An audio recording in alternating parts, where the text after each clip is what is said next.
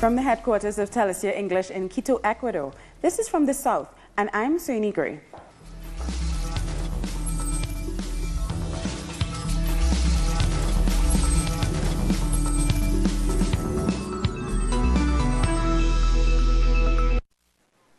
Opponents of the Bolivarian government in Venezuela are stepping up international pressure just days after talks with the opposition collapsed, and the Electoral Council set April 22nd as the date for the presidential election. The government of Nicolas Maduro strongly rejected a communique from the U.S. State Department. It said it was yet another case of interference in Venezuela's domestic affairs and a clear violation of international law. The government also rejected the decision by the International Criminal Court to investigate the Venezuelan government over protest violence last year. It said it was more than willing to go to The Hague to explain what really happened.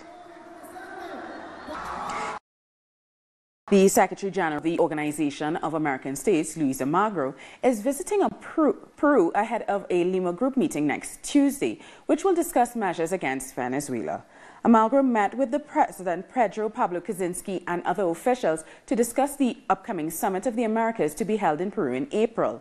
Peru has said that a Venezuelan election in April would not allow a fair, free, transparent and democratic process. 2 days after the U.S. Secretary of State visited Bogota, the Colombian President, Juan Manuel Santos, has announced an increase of troops along the Venezuelan border.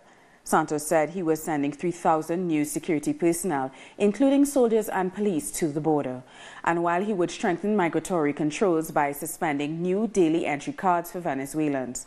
About 1.3 million Venezuelans have registered for the special migration card that allows them to cross the border. To repeat to President Maduro, these are the results of your politics. It is not the fault of the Colombians, and it is the result of your refusal to receive humanitarian aid, which we have offered in all forms, not only Colombia, the international community. Once again, I urge you to allow us Colombians to help the whole international community, to help Venezuelans not to suffer, at least because of hunger and lack of medicine. Colombia's Revolutionary Alternative Forces of the Commons has suspended its presidential and legislative election campaigns due to security concerns. FARC party members said the suspension would run until the government is able to provide adequate security for the candidates.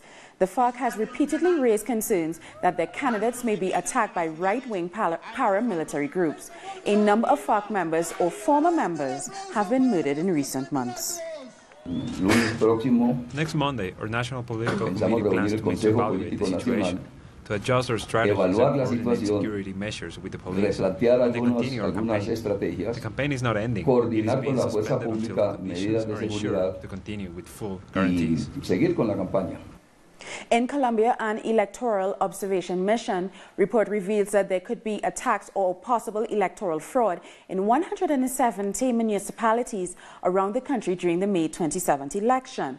Bogota is among the many cities listed in the report. However, delegates of the Electoral Observation Mission said the threats have decreased in several regions of Colombia due to the peace process achieved between the government and the FARC. Electoral risk has decreased 34% in different municipalities around the country. For the Electoral Observation Mission, this is clearly a consequence of the peace process and its positive effect. Nevertheless, some municipalities are still at risk because of the presence of the ELN, although we are more worried about issues of stigma and intolerance. This doesn't have to do with the armed groups, but with voters and candidates that are preventing a quiet and free electoral campaign. Venezuelan Foreign Minister Jorge Arreaza has arrived in Haiti as he continues his regional tour promoting peace and dialogue. Arreaza was in Trinidad and Tobago on Thursday. His tour follows a week-long trip to the region by U.S. Secretary of State Rex Tillerson, which largely focused on gaining support from allies in the region to take action against the Venezuelan government. The Foreign Minister of Trinidad and Tobago expressed his preference for a region of peace. We want to live in a peaceful region, and that any problem can be handled without taking certain measures, that go against peace in the region. The Argentinian president, Mauricio Macri's two brothers, have been accused of corruption and money laundering. The Prosecutor General, Federico Delgado, presented legal evidence to accuse President Macri's siblings of money laundering and corruption linked to different corporations set up in Panama and Uruguay. And workers of the Social Security Administration in Argentina have started a national strike. They are trying to halt a wave of dismissals. The plan began last Friday when the workers protested against more than 80 layoffs. They want to turn this into business, profit, and then they try to destroy ANSYS, to bring back banks, insurance companies, everything private. That's what Macri does. He wants to privatize everything, but we won't allow it. In Argentina, us, the workers, are still organized, and we will fight and see who wins in the end, Macri or the workers. Union members said that next week they will peacefully take on the institution and take further measures if they don't get a response from authorities. We will continue our plan, permanent assemblies, mobilizations. We will denounce the officials who gave the name lists of people who worked for more than 15 years here, professionals from the social security system. The national deputy of Frente para la Victoria, Mayra Mendoza, says the mega decree signed by President Macri won't only allow the government to use funds from the integrated emergency system, but it also gives permission to its associates to do so. Clarín Group has 9% of the stock in the Sustainability Guarantee Funds, and as they think they own Argentina, they also think the state belongs to them and should keep it. That is why they are going after these funds, and for that they need to fire workers as well. Apart from demanding the immediate reincorporation of dismissed workers and to stop emptying the institution, they will also join the protest call made by the workers' unions. On the 21st, we will march along with GCT and the two WCA, because, as Hugo Moyano said, this problem must be solved by all of us or nobody will. It's there that the address maturity must prevail, and I think it will, but mainly the solidarity of the working people which has been expressed since the first day of Macri taking office. We must stop his neoliberal plan, which is contaminating and ruining Argentinian lives. Workers from the National Social Security Administration will also join the strike, with a mobilization called by the state's unions on February 15. We take a short break now. Join us again after this look at what our multimedia colleagues are reporting on.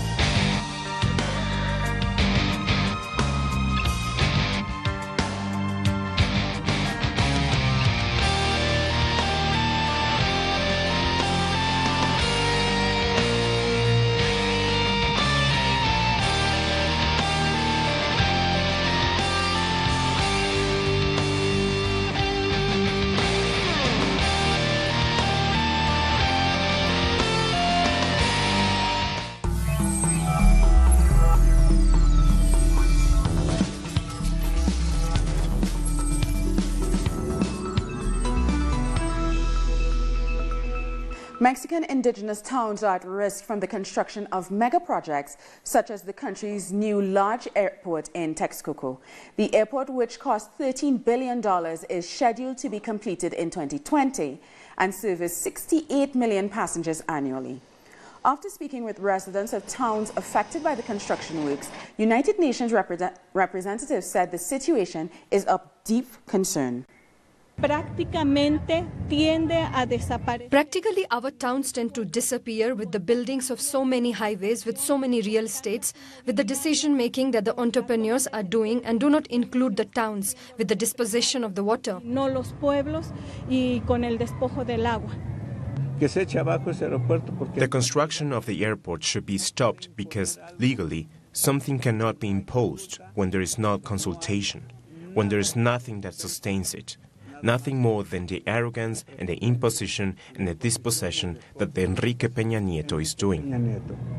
We go to Peru, where people marched against sexual violence on Thursday after the recent rape and murder of an 11-year-old girl, Jimena Renace. Peruvians took to the streets in what has been called a march for justice, security and peace for our children, to ask for stricter penalties for those found guilty of sexual assault. Jimena Renace was abducted outside her school, and her burnt remains were found the next day. We are motivated by this march, by the girl Jimena, who was kidnapped by someone mentally ill and taken to a place where she was raped by 3 men. Imagine where we are going in 2018. In Chile, families of detained persons who have disappeared or been executed for political motives can be found throughout the country. This next report takes us to the north of Chile, where families of victims are searching for justice. Northern Chile's desert zone is marked by a recent history where it was the site of brutal crimes against humanity committed during the military dictatorship, a history retold now by the family of the victims who are awaiting of justice. We hope that these sentences are ratified in the Supreme Court. They practically have no set deadlines. This also becomes an issue of human rights because now, 44 years following the coup, the victims are dying and so are the perpetrators, many of them without spending a single day in jail. One of the largest torture and extermination centers in the country is in the region of Tarapacá. It is the Pisagua concentration center. It's an outdoor jail without an exit between its closure and the sea. Se deja a un pueblo cautivo con los pescadores en ese lugar. There once was a concentration camp there, a copy of what it was in Germany. On June 2, 1990, it was discovered with the remains of the political prisoners of Pisagua, living testimony of what they suffered before being executed. They had the bullets on their foreheads, their feet and hands were tied up in barbed wire, and their bodies had all the signs of torture prior to them being assassinated. These are the only skeletons we have found intact throughout Chile. Finding this adds to an already painful journey for family members of the victims in the far north of Chile, a journey that continues. Those who disappeared included children and pregnant women. Why did they have to abduct parents, professionals, non-professionals, human beings? We still do not have an answer for that. To forget would mean that the right-wing government has won. In a country which is beginning to lose the memory of the grave crimes of dictatorship, these groups work to remind Chileans of the debts yet to be paid. Our struggle has been peaceful, absolutely peaceful. We only fight for justice. The struggle will continue as long as real state policies that guarantee truth and justice remain non-existent. More than 8,000 families in Bolivia have been affected by heavy rains hitting the country. Our correspondent Freddy Morales has the latest from La Paz. The Ministry of Defense said that there are 8,224 families affected by the heavy rains that are hitting the country, a consequence of the meteorological phenomena known as La Niña. According to an official report, an emergency was declared in 20 municipalities, and 14 others were declared to be in a state of disaster. The government has declared a state of emergency because of the increase in rain across the country, causing floods and mudslides. Just yesterday, a mudslide in the Tiquipaya municipality, close to the city of Cochabamba, killed at least 1 person, and 3 are still missing. More than 100 houses were lost. Several affected families have moved to shelters built by the civil defense, although authorities have stressed that people should leave their houses and look for a safe place. The government promised to rebuild the houses that were lost and to help the victims. According to the Meteorological Service, rain will continue to hit the country until March. We thank Freddie Morales for that report. In Brazil, more than 17,000 police officers have been deployed around Rio de Janeiro to enforce security during Carnival. Government authorities have said these measures will help prevent gang violence during the famed event. Last year, the security operation was backed by 9,000 soldiers. Carnival starts today and ends on February 13th. And a unique carnival bloco called Thief of Hearts took over one of the squares in Rio de Janeiro. They're supporting the former Brazilian president Luiz Inácio Lula da Silva's bid to run for president. Our correspondent in Rio de Janeiro, Andre Vieira, has more. It's already Carnival in Rio, a party that brings the country to a halt. The famous Carnival blocos parade through the streets, but they also creatively denounce the political situation in Brazil. The Thief of Hearts bloco occupied a plaza to demand the constitutional right of Lula da Silva to be a candidate in the next elections and to denounce the lack of evidence in the former president's conviction. We can't accept that the popular will is replaced by the will of 6 fascist judges. Guilherme and Gabriel worked hard on their couple's costume. He's dressed up as Dictator Temer, and she's a political prisoner detained for her beliefs. It's a rejection to the judicial system that goes against the policies of the democratic advances that we had during the past governments of the Workers' Party. I came out in this carnival with this costume because unfortunately Temer is still in the presidency as a dictator. Marta da Silva will take advantage of the carnival season to earn extra income. In a country where more than 12 million people are unemployed, this informal worker also has her opinion on the political situation. Lula's presidency was good, both of his terms. Lula helps students, children, the Bolsa Familia program, and I think it should be the people who decide if they want him as president or not. Lula's defense takes place in the courtrooms but also on the streets. That's why the people use their largest parties to announce to the world that an election without Lula is a fraud. Desde el Carnaval de Rio de Janeiro, Andre Vieira y Sebastián Soto, Telesur, Brasil. We'll take another short break. Join us after another look at what our multimedia team is reporting on.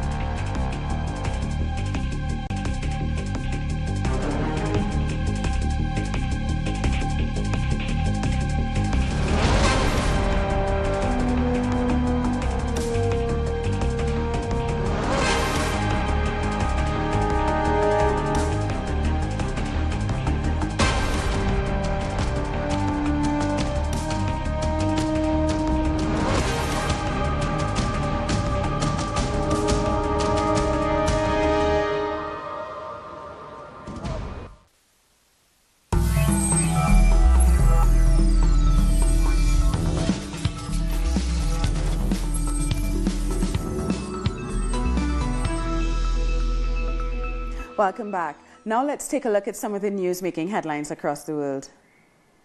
Pyeongchang Winter Olympics has begun with a dazzling ceremony in South Korea with dignitaries, athletes and fans from around the world. It's the first time South Korea is hosting the Winter Olympics and second Olympics held in the country since the 1988 Summer Olympics in Seoul. The most powerful delegation from North Korea to visit the South since the Korean War has arrived to attend the opening ceremony of the Pyeongchang Winter Olympics. All eyes are on North Korean leader's sister Kim Yo-jong. South Korean President Moon Jae-in greeted the nominal head of North Korea, Kim Yong-nam, before the opening ceremony. South Koreans say they look forward to this sports diplomacy. So I came from far away to see them. Pyeongchang Winter Olympics is happening, so the North and the South Koreans are visiting each other, and it looks peaceful and better for us, isn't it? 47 Russian athletes lost last-hour bid to join their team in South Korea for the Winter Olympics after the Court of Arbitration for Sports rejected their appeal. The Russians had appealed their exclusion from the Games by the International Olympic Committee over the doping scandal from the 2014 Sochi Games, but the decision now puts an end to any hopes of a quick Olympic return. The Egyptian army has begun a major military operation in Sinai. Police and troops have been put on maximum alert for the combat. Security forces have for years battled an Islamic State insurgency in North Sinai that has killed hundreds of soldiers and police. The army announced the operation in a televised address to the country. This morning, law enforcement forces have started a plan to confront the terrorists and criminal elements in North and Central Sinai. Other areas around Egypt's delta and the desert western section of the Nile. The U.S. lawmakers have passed a budget bill covering government spending for the next 2 years. In a tight vote, the senators struggled to get it approved from the House of Representatives. The new budget has proposals of increased spending by $300 billion on domestic and military expenditure. In the late 1980s, Spain saw an anti-military movement aimed at abolishing the compulsory military service. Many of the activists were jailed for opposing the army, but it was a peaceful movement that did eventually see success in 2001. After 36 years under the military dictatorship of Francisco Franco, young people in Spain fought for social justice, and they did it through pacifism. Their insurrection was the most famous non-violent campaign in Europe in decades. The insurrection campaign showed that there are other ways to defend ideas, unrelated to guns and violence. We defended ourselves from a violent state and army, but with non-violent methods. We were successful as we achieved to end mandatory military service. This was achieved in 2001. Cesar Goldi was one of the pacifist fighters who was jailed in the 90s. He now tells his story through theatre. I had a very hard time, but the support of the people and my family helped me to face that moment and be hopeful that there was an answer and a future outside of jail. The actor took his personal struggles to the stage. Marked by nostalgia and good humor, Goldi recreated the Spanish political and social scene of the 1980s and 1990s. The army at the time didn't have a good reputation. The military dictatorship had just ended, and the military was seen as a representation of violence, the patriarchy and machismo. Goldi's play inscribes in memory a dark period in Spain's history, but one that needs to be remembered. A bloom of bioluminescent phytoplankton has appeared off California's central coast. The spectacular light show was captured by photographer George Krieger. His photos show the waves lit up by thousands of tiny microscopic plants near the coastal town of Big Sur, giving the Pacific Ocean a neon glow. And that brings us to the end of this newscast. For these and many other stories, you can find them on our website at telesurtv.net/English. And join us on social media, Facebook, Twitter, and Instagram. For Telesur English, I'm Sonia Gray. Thank you so much for watching.